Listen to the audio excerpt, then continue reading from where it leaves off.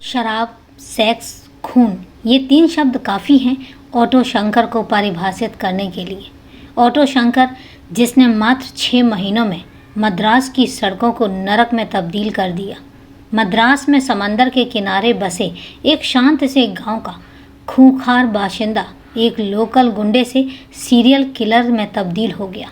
दोस्तों, कौन है ये ऑटो शंकर और क्या है इसकी पूरी कहानी, हम जानेंगे विस्तार से। लेकिन उससे पहले नमस्कार दोस्तों, मैं एडवोकेट आरटी आपका चैनल पर स्वागत करती हूं और उम्मीद करती हूं कि आप सब लोग स्वस्थ होंगे और सुरक्षित होंगे। दोस्तों, कहानी में आगे बढ़ें उससे पहले अगर आप अपने इस परिवार में नए हैं या अभी तक आपने चैनल को सब्सक्राइब नहीं किया है तो सबसे पहले चैनल को सब्सक्राइब कर लीजिए और हाँ, बेल आइकन प्रेस करना मत भूलिएगा, क्योंकि इससे आपके मोबाइल पर वीडियो का नोटिफिकेशन पहुंच जाता है। और इसके साथ ही कहानी में लास्ट तक बने रहें और कहानी के बारे में आपकी क्या राय है कमेंट करके ज़रूर बताएं और आपके कमेंट्स के जवाब मैं आगे आने वाले वीडियोस में ज़रूर देती हूँ। तो चलिए दोस्तों, आपका समय नहीं लेते और जानते हैं कि आखिर ये ऑटो शंकर है कौन और क्या है इसकी पूरी कहानी। गौरी शंकर 1955 में बेल्लूर, तमिलनाडु में पैदा हुआ था। उस वक्त जब वहाँ से लोग काम धंधे के चक्कर में मद्रास चले जाते थे। मद्रास सपनों का शहर हुआ करता था और दक्षिणी यूथ और मिडिल क्लास को काफ़ी सूट भी करता था। शंकर मद्रास पहुँच गया क्योंकि उसे ऐसा लगता था कि मद्रास उसके लिए ही बना है। फिल्मों का शौकीन, पेंटिंग और डांस में रुचि रखने वाला शंकर मद्रास में खुद को देख रहा था। कॉलीवुड शंकर का पहला प्यार था और मद्रास कॉलीवुड का सेंटर था। पेरियार नगर में पेंटर का काम लेकर वो वहीं पर बस गया। उस वक्त तक मद्रास इतना नहीं बसा था जितना आज बस गया है। हम उसे देखते हैं और ये जानते हैं कि मद्रास कल जैसा था आज उससे बहुत बेहतर हो चुका है। शहर बहुत ही छोटा था और आज हम जिस शहर को तिरुवनमयूर के नाम से जानते हैं वो उस ज़माने में एक सूना पड़ा मछली पकड़ने का अड्डा हुआ करता था। वहाँ अगर कोई दिखता था तो बस मछुआरे ही मछुआरे। आज वहाँ गाड़ियों का शोर और उगे हुए घर हैं। उस वक्त वहाँ सब कुछ वीराना था। ये सब कुछ काफ़ी फिल्मी सा लगता है, एकदम ऑटो शंकर के नाम और उसकी कहानी के जैसा। तिरुवनमयूर से लेकर महाबलीपुरम तक का पूरा तट मछुआरों की बस्ती ही हुआ करती थी। चारों ओर या तो मछुआरे दिखते थे और या ताड़ और नारियल के पेड़, एकदम किसी आदर्श पेंटिंग जैसा। सड़कें अभी भी यहाँ तक पहुँची ही नहीं थी। सब कुछ इतना शांत, इतना कुशलता से चल रहा था कि पुलिस वाले इक्के दुक्के ही दिखाई देते थे। इंसानी फितरत ही यही है कि कुछ भी अच्छा होने लगे तो हम बुरे की कल्पना करना छोड़ देते हैं। ऑटो शंकर का जन्म इसी फितरत को काटने के लिए ही हुआ था। 80 की शुरुआती दशक में तमिलनाडु में कुछ ऐसा हुआ जिससे वहाँ की कानून व्यवस्था को एक झटका सा लगा। वजह थी शराब। गौरी शंकर से ऑटो शंकर की तब्दीली का पहला कारक। तमिलनाडु सरकार ने शराब पर बंदी लगा दी और झट से हटा भी ली। एक बार नहीं 2 बार। और यही शंकर ने बज बजाती गैर कानूनी दुनिया में पहला कदम रखा। हुआ यूं कि मद्रास का जितना भी तटीय इलाका था वो ताड़ के पेड़ों से अटा पड़ा था। पता लगाना मुश्किल था कि रेत ज़्यादा है या ताड़ी। साथ ही वो जगह इतनी सुनसान और आम पहुंच से दूर थी कि लोकल शराब बनाने के लिए वो सबसे मुफीद जगह हुआ करती थी। थोड़ा रिस्क ज़रूर था लेकिन पैसा भी कम नहीं था। इसी वक्त शंकर ने पेंटिंग बनाने का काम छोड़कर ऑटो चलाना शुरू कर दिया। वक्त को ध्यान में रखा जाए, 80 का शुरुआती दशक, गैर कानूनी शराब लाने ले जाने के लिए इन ऑटो रिक्शा का सबसे ज़्यादा इस्तेमाल होने लगा, क्योंकि ये गाड़ियाँ शहर की सड़कों पर आराम से बिना रोक टोक के दौड़ सकती थी। साथ ही शहर को उनकी इतनी आदत लग चुकी थी कि शक की सुई उन पर सबसे आखिर में जाती थी। गौरी शंकर अब एक शराब का तस्कर बन चुका था। शहर में शराब की आवाजाही से उसे तगड़ा मुनाफा भी होने लगा और क्राइम का ऐसा है कि वो एक वैक्यूम क्लीनर सा काम करता है। एक बार आप चक्कर में पड़ गए तो खिंचते ही चले जाते हैं। शंकर ने खुद को अपग्रेड किया। अब एक स्मगलर की बजाय वो एक सेक्स रैकेट के दलाल के रूप में बन चुका था। साथ ही अपने ऑटो का इस्तेमाल वो वेश्याओं को लाने और ले जाने में करता था। यहाँ से शंकर की एंट्री हुई मद्रास के अंडरवर्ल्ड में। शंकर का ओहदा और रुतबा दोनों ही बढ़ चुका था। अब उसका खुद का एक गैंग था। गैंग का नंबर 2 था मोहन, उसका छोटा भाई, साथ में एल्डिन और शिवाजी। ये 3 उसके खास थे। इसके अलावा 5 और भी थे। इस गैंग ने मिलकर तिरुवनमयूर पर राज करना शुरू कर दिया। अभी गैर कानूनी काम जो हो रहे थे इन्हीं की कृपा से हो रहे थे और इसके साथ फल फूल रहा था शंकर का सेक्स का धंधा। पेरियार नगर में उसका मेन अड्डा बना हुआ था। ये काम झोपड़पट्टियों में जोरों शोरों से चल रहा था और साथ ही इसकी एक छोटी ब्रांच साउथ मद्रास की एक मशहूर और व्यस्त सड़क एलबी रोड की लॉज में भी खुल चुकी थी। जिन्हें इसके इन कारनामों के बारे में मालूम था दबी जुबान में कहते थे कि शराब की तस्करी और सेक्स रैकेट चलाने का काम बिना पुलिस की मदद के हो ही नहीं सकता। और ये बात सच भी थी। शंकर के ऊपर कई पुलिस वालों का हाथ भी था। कई पुलिस वालों पर शंकर का हाथ था। क्राइम की दुनिया में शंकर का नाम तब बड़ा हुआ जब शंकर ने कुछ टॉप मिनिस्टर्स और सीनियर पुलिस अफसरों को वेश्याओं को सप्लाई करना शुरू कर दिया। यहाँ से शंकर पीछे मुड़कर नहीं देखने वाला था।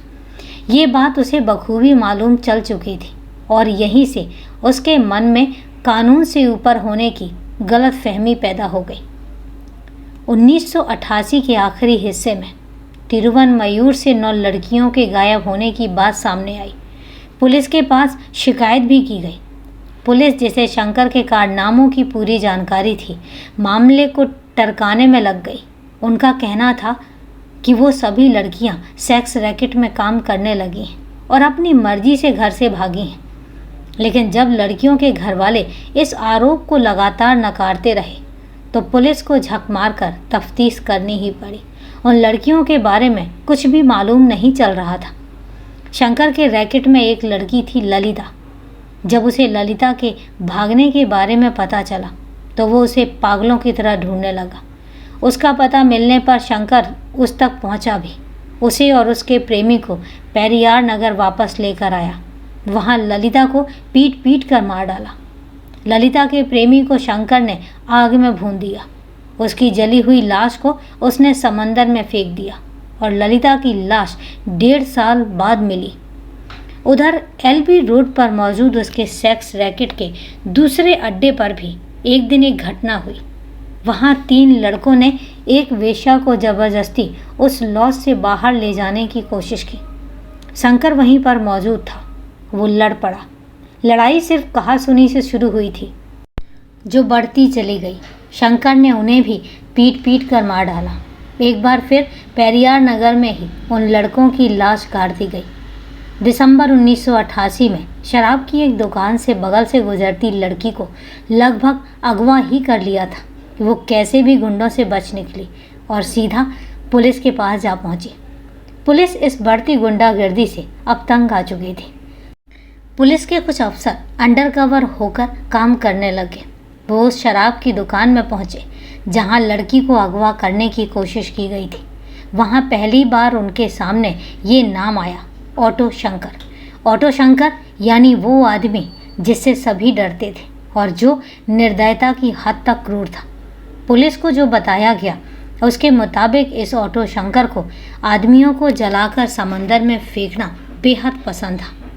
जून 27, 1988 दुनिया को ऑटो शंकर के बारे में मालूम चल रहा था। शंकर को तुरंत ही बेल मिल गई।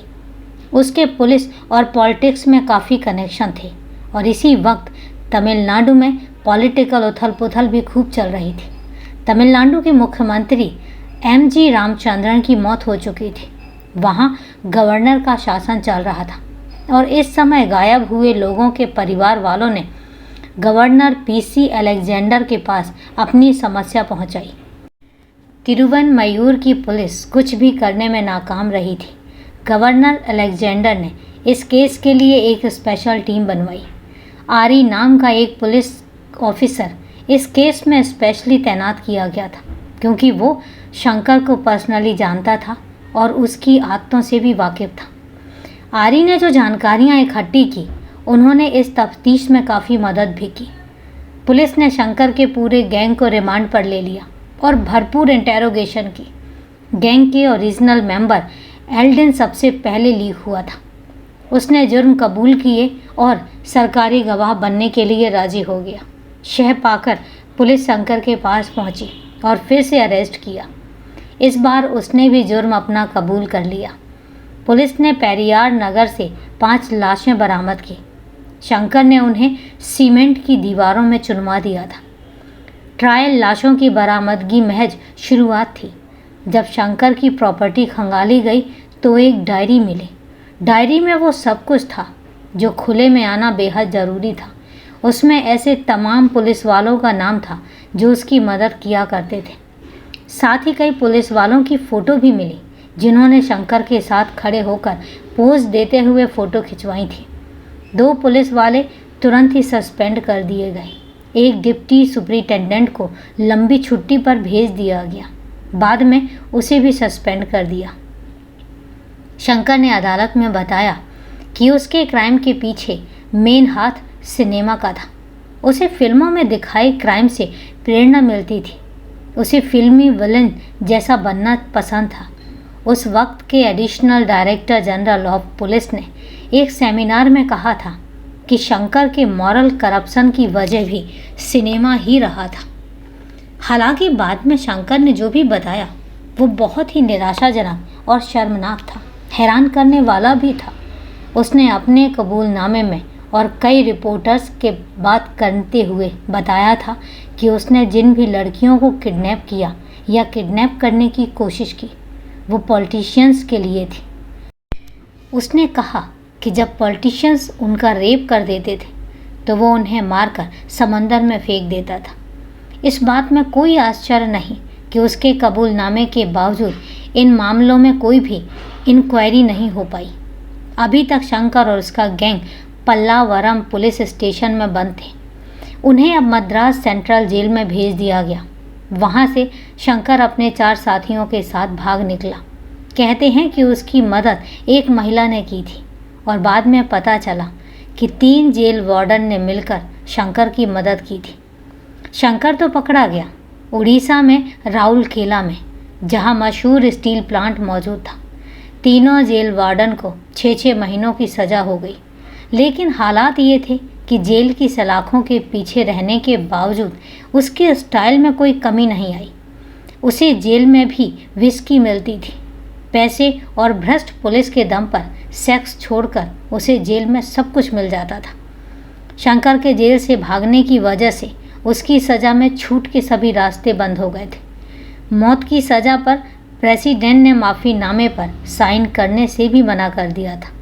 उस वक्त राष्ट्रपति की कुर्सी में शंकर दयाल शर्मा जी बैठे थे। मर्सी पिटीशन के रिजेक्ट होने के कुछ ही दिन के बाद अप्रैल 27, 1995 में सालेम जेल में गौरी शंकर उर्फ ऑटो शंकर को फांसी पर लटका दिया गया। तो दोस्तों, इस तरीके से एक सीरियल किलर उर्फ गैंगस्टर उर्फ क्रिमिनल की मौत हो गई। कहा जाता है कि उस समय डायरी में कुछ ऐसे पॉलिटिशियंस के नाम थे और ऐसे ऐसे सीनियर पुलिस ऑफिसर्स के नाम थे कि अगर वो सामने आते तो पूरी पॉलिटिक्स में उथल पुथल मच जाती। तो इसलिए वो नाम आए ही नहीं कभी सामने या उनको दबा दिया गया। तो दोस्तों, ये थी पूरी कहानी और किस तरीके से ऑटो शंकर एक क्रिमिनल बना और किस तरीके से उसका अंत हुआ। तो दोस्तों, कहानी को लास्ट तक सुनने के लिए आपका तहे दिल से धन्यवाद। अब बात आती है आपके कमेंट्स और मेरे जवाब की। तो मेरे पास कमेंट आया है सनी भंडारी जी का। सनी भंडारी जी ने कमेंट किया है कि ट्विंकल जैसी गर्ल्स के साथ ऐसा ही होना चाहिए। बिल्कुल सही कहा भंडारी जी आपने, लेकिन आप मुझे एक बात बताइए। ठीक है, ट्विंकल ने जो गलती की उसकी सज़ा उसको मिल गई, लेकिन ट्विंकल के साथ जिन्होंने किया उनके लिए क्या? आप कल्लू के लिए क्या बोलेंगे जो 60 साल का बुढ़ा है और 60 साल के बुढ़ा होने के बाद भी आप एक लड़की को गलत तरीके से देखते हैं। आपकी घर गृहस्थी होने के बावजूद भी आप एक लड़की का गलत इस्तेमाल करते हैं। अपने स्वार्थ के लिए आप इस लड़की को गलत रास्ते पर लेकर आते हैं। आप बताइए, आप उनको क्या कहेंगे? क्या हमारे समाज में मर्द को कुछ भी करने का हक है और किसी भी तरीके से कुछ भी गलत करने का हक है? जबकि उसकी खुद की वाइफ भी है। अपने भरे पूरे परिवार को छोड़कर एक लड़की के साथ गलत करने का हक उनको है। दोनों तरफ से सोचिए। हम एक ऐसे समाज में रह रहे हैं, हमें जहाँ दोनों को बराबरी की नज़रों से देखना होगा। भंडारी जी, मेरा मकसद आपको हर्ट करने का नहीं है, लेकिन मैं चाहती हूँ कि दोनों पहलुओं पर समान नज़र से देखा जाए। अगर गलत एक लड़की है तो गलत एक इंसान भी है। गलत एक इंसान भी है जो 60 साल की उम्र में अपनी पत्नी होने के बावजूद भी एक लड़की को इस्तेमाल करने के लिए उसको गलत रास्ते पर लेकर आता है। सोचने की ज़रूरत है। अगर आपको बुरा लगा हो तो तहे दिल से माफ़ी, लेकिन हाँ, इतना ज़रूर है कि सच है और मुझे लगता है कि चूँकि मैं सच्ची क्राइम की स्टोरीज आप तक लेकर आती हूँ तो सच ये भी बताना मेरा फ़र्ज़ बनता है। तो thank you Bhandari ji, as usual आप हमेशा कमेंट करते हैं, हमेशा मुझे मोटिवेट करते हैं। बस ऐसे ही कमेंट करते रहें, मुझे मोटिवेट करते रहें। इसके अलावा कमेंट आया है राकेश यादव जी का। राकेश यादव जी ने पूछा है कि क्या अभी भी जो सारे अपराधी हैं ट्विंकल केस में, वो अभी भी जेल में हैं या जेल से बाहर हैं? तो मैंने आपको रिप्लाई किया था राकेश जी कि हमारे देश की ये विडंबना है कि जो पावरफुल लोग होते हैं उनको जेल की सलाखों के अंदर बहुत ऐशो आराम की ज़िंदगी मिलती है, लेकिन ये भी सच है कि वो जेल में ज़्यादा दिन तक रहते ही नहीं हैं, उनके लिए सज़ाएं बनी ही नहीं हैं। तो आज का अपडेट यही है कि वो सब जमानत पर जेल से बाहर हैं। तो thank you Rakesh ji, support करने के लिए, मुझे कमेंट करने के लिए, और ऐसे ही कमेंट करते रहें और मुझे सपोर्ट करते रहें, मुझे मोटिवेट करते रहें। तो दोस्तों, आज के लिए इतना ही। कल फिर मिलते हैं क्राइम की एक सच्ची कहानी के साथ। तब तक के लिए सेफ रहें, सुरक्षित रहें और अपना ध्यान रखें। जय हिंद दोस्तों, जय भारत।